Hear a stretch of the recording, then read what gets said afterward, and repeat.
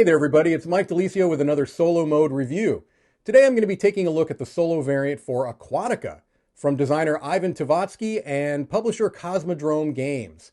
Aquatica is a card-driven game where the theme is underwater powers trying to gain the most influence. And in this game, you are going to be playing cards that have particular powers that are going to allow you to manipulate other cards that you have in a kind of a personal tableau in front of you. You've got these lovely little manta tokens that you can utilize for other powers as well. And the bottom line is you're trying to get the most victory points. So what I'd like to do is take you over to the table here in just a moment and show you some of the differences in the gameplay, any component differences, any rules differences between the solo game and the regular game. And then we'll come back here and I will give you my final thoughts for the solo game of Aquatica. So let's head on over to the table and take a look. Okay, here we have just a partial setup for the solo game of Aquatica. I don't have everything completely done.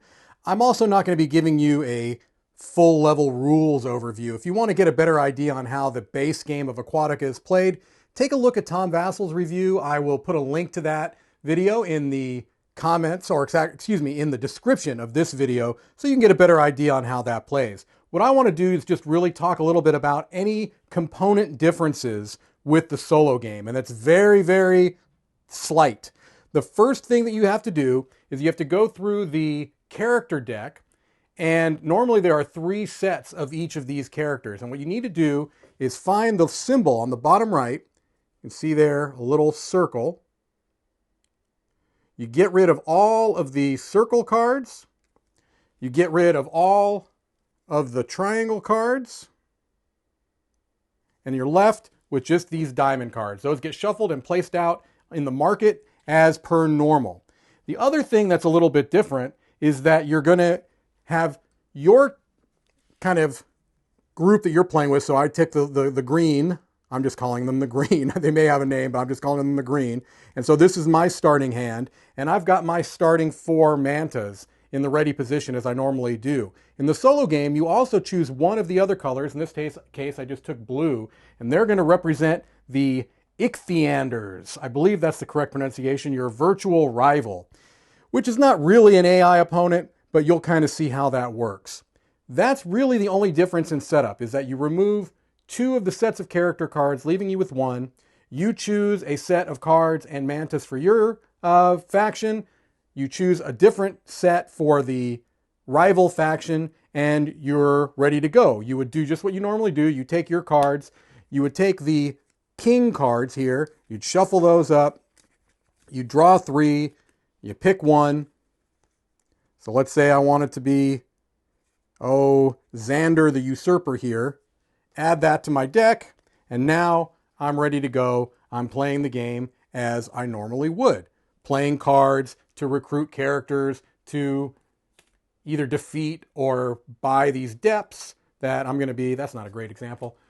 Let's use this one because it's got a couple of things. Again, I'm not going through the rules. You can see that on Tom's, but this part plays exactly the same way, where you are playing cards from your hand, discarding them, and taking associate. That's a perfect example of which one. That's the only one you can't discard, the Matrona, and I'll explain why in a moment.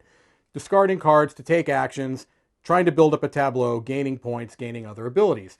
This doesn't change from the traditional game. The only part of gameplay that changes is that when you play your Matrona card, which, again, this is kind of your reset card, you bring all of your discarded characters back into hand, you unflip all your mantas so that they're ready again, and you're kind of resetting yourself for more big turns. Every single time you play that Matrona card, you have to choose one of the Ichthyanders mantas and put them on the leftmost untaken goal spot. So this is how they're going to kind of block you from getting some points. And it also is a timer for the game. So let's say I've played the Matrona the first time, and I think, well, I'm probably unlikely to get 4 of the same type of cards soon, so I'll go ahead and put theirs there, so that when I do eventually get it, yeah, I'm going to get 3 fewer points, 5 as opposed to 8, but at least it's something. But it's mostly a timer. That's really the thing you have to worry about. And so you play your cards, get your engine going as much as you can, and when all 4 of these mantas get placed and you'll have had yours up there too, hopefully. Oops. When all 4 of their mantas get placed, that's going to trigger the end of the game, and you will just see what your points are as normal. You would then look to the book here, and you've got a little matrix of prosperity points. If you score 20 or less, you are the blobfish. 21 to 30, the sea serpent. 31 to 40, the leviathan. 41 or more, you are the kraken. They're going to award you, the Ocean Council will award you with a kraken. I'm not so sure that that would actually be an award I'm interested in, but maybe if the kraken would play nice, I'd be happy about it. But there you go. That's really the only difference in gameplay with the solo version of Aquatica. So why don't we head on over and take a look at my final thoughts. Okay, hopefully that gives you a pretty good idea on how the solo mode of Aquatica plays. Let me talk to you a little bit about the solo experience.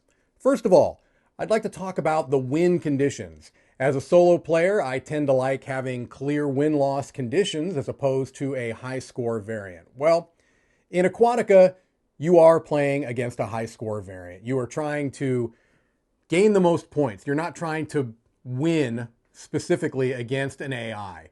And I kind of wish it was the other way around. If I'm being honest, I think this is a game where potentially you could develop an AI system where you are playing against a virtual opponent and could try to beat that opponent. Now, I'm not a designer. I'm not saying it would be an easy thing to do, but I do feel like there are other games of this ilk that have had AI opponents. I really do think it would be possible to do, and that would be the way I prefer to play it. Now, they do have a kind of matrix of scores, so you're trying to get within a particular range, and it will give you a little title depending on how well you do.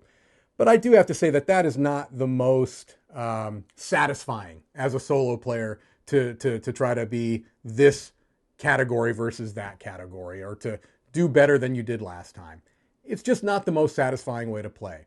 It's a fine way to learn the game. It's a fine way to feel comfortable with how the mechanics of the game work, but it's not a terribly complex game, so I don't think you really need the solo game as a way to play, to learn how to play the game, I should say. So the win conditions is a bit of a letdown for me.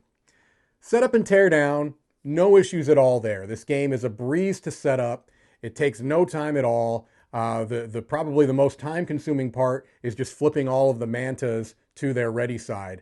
You put the cards out, you get a player board, you're pretty much ready to go at that point. There's really not a whole lot in setup and teardown. It is, in essence, a small card game, and the setup and teardown is reflective of that. It's not a problem at all. It's a good, quick, snappy setup and teardown. The rules. The rules for the game are absolutely fine. They're clear. Again, it's not a complex game. There aren't a lot of rules. The solo variant doesn't do a whole lot that is an exception to those rules. As I showed you earlier in this video, there's really not a whole lot different between the solo mode and the traditional mode. You've got a bit of a timer, really is what it is. When you play that Matrona card, you've got 1/4 of the game down at that point, because they're going to put one of their mantas, you're going to put one of their mantas on the goal track, and now you're a quarter of the way through the end of the game, and the next time you play the Matrona, etc. So